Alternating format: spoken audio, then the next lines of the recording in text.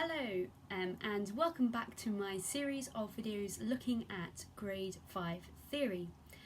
This next video is going to be about naming and identifying chords. So let's have a look at how we can build chords and what their names are.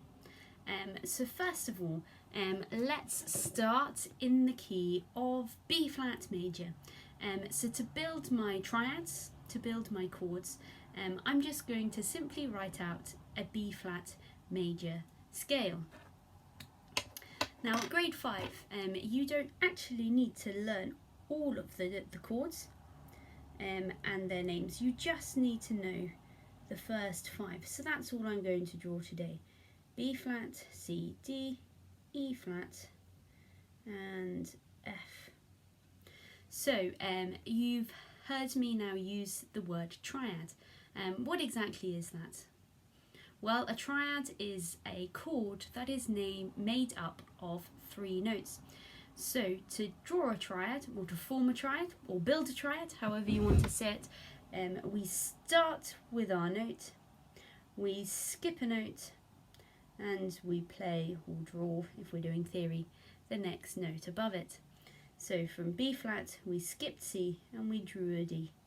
We skip E flat and we draw an F. So here we have our B flat major triad. Now in B flat, of course, B flat major, B flat is the first note or the first chord. So we are going to draw a 1 underneath it. Now, in music theory, we don't use normal numbers to name our chords. We use Roman numerals. So the Roman numeral for a number 1 is just a line straight down. So it looks like a number 1 to help you remember. So when we're looking or playing at a piece of music, if we have the notes B flat, D and F, then we can identify that we have found a tonic triad. Tonic being the name of our chord 1. So let's form a triad on middle C. So we have middle C. We sorry, the light's reflecting a little bit, isn't it? Let me move forwards. So we have our C. We miss out D. And we draw our E flat. We miss out F, and we draw our G. And this is going to be our second chord. Chord number 2. So we draw 2 lines to show a number 2 in Roman numerals. So this is our supertonic triad in B flat major, the notes C, E flat and G. Now chord number 3 you don't need to know about at grade 5, but I'll quickly show you anyway, because it's good to know that it does exist. So for D, miss out E flat, draw F, miss out G, draw an A, and that is our third chord, which is called the medians. And back now to what we need to know for grade 5. So an E flat, to form our triad we miss out F, we draw G, we miss out A, and we draw a B flat. So this is number 4, which is shown as a 1 and a 5. Now, this V here, that is 5, that is the dominant. So having the little 1 before it is almost like a minus. So it's like we've had 5 and we've minus 1 to get to 4. So this is the Roman numeral sign for number 4. And our 4th chord is called the subdominant. And finally, our last chord that we're going to be looking at today, our F major triad. So F, skip out G, draw A, skip out B flat, and draw a C.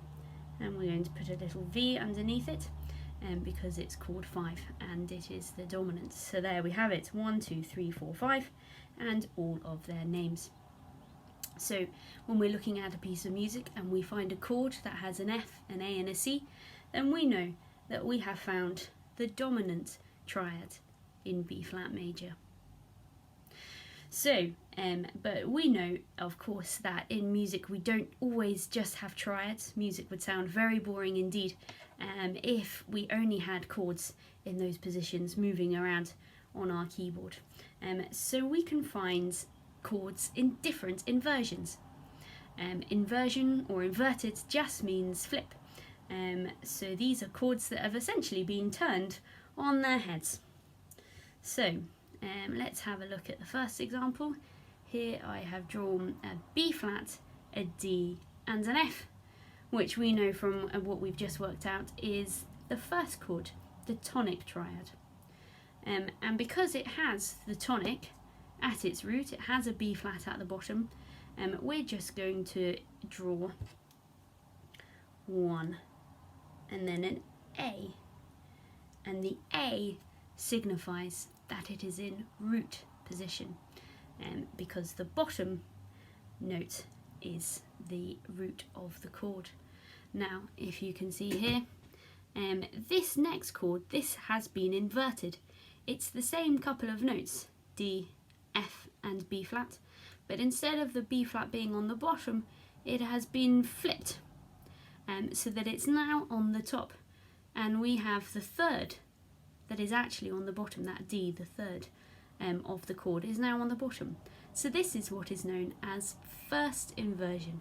So it's still a chord 1, it still has the notes B flat, D and F, but the B flat is now on the top and we have the third in the bass, or at the bottom. So it's 1, B. And finally, this one has been inverted twice. The B flat has been taken to the top, the D has been taken to the top, 1 octave higher. So this is known as being in second inversion. So it's still a chord 1 because it has the notes B flat, D and F in it, but it has been inverted so that the fifth is now at the bottom, the D being the third and the F being the fifth.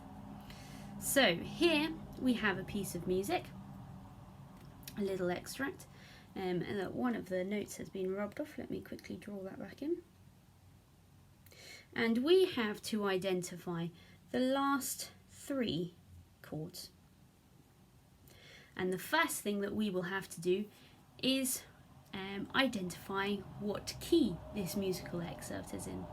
So it has 2 flats, which as we know from our cycle of fifths or circle of fifths that we looked at the other day, this leads us with 2 options.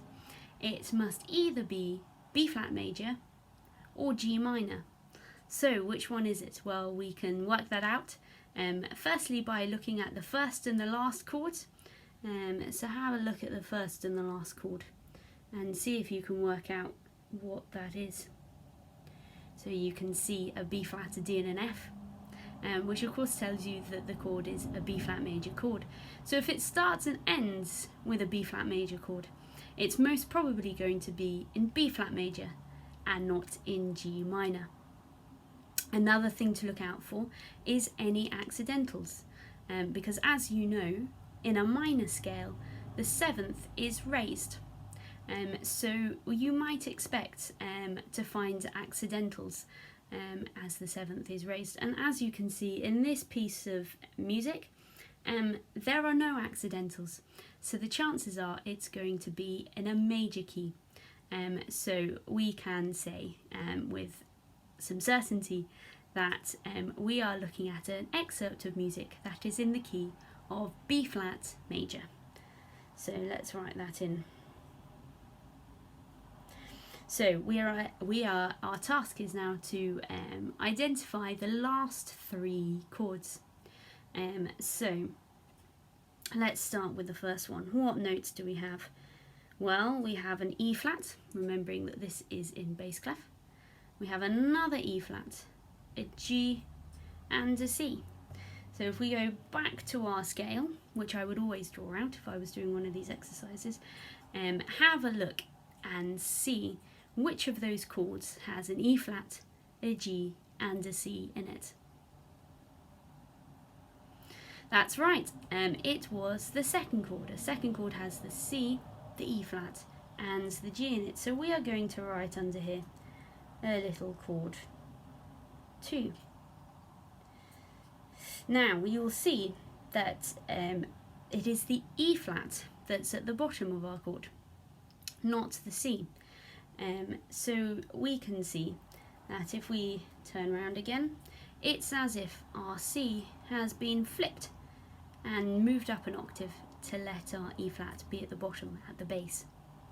So that means that it is not in root position, but that it is in first inversion. So we're not just going to leave it as a 2, we need to remember that it is a 2B.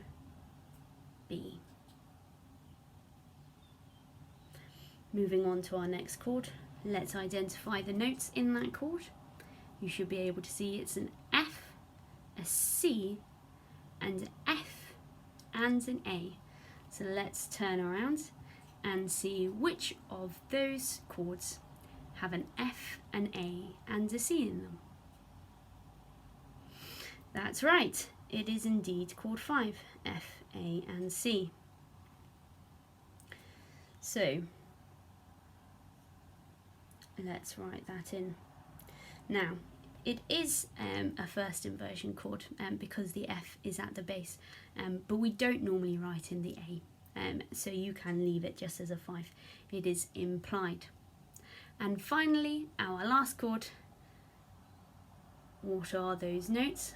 They are a B flat, a D, an F, and another B flat.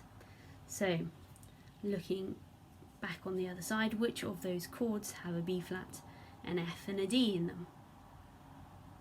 That's right, it is of course a chord 1. And because the B flat is in the bottom, we know that it's in root position, so we can just draw a 1. And that is the end of our exercise.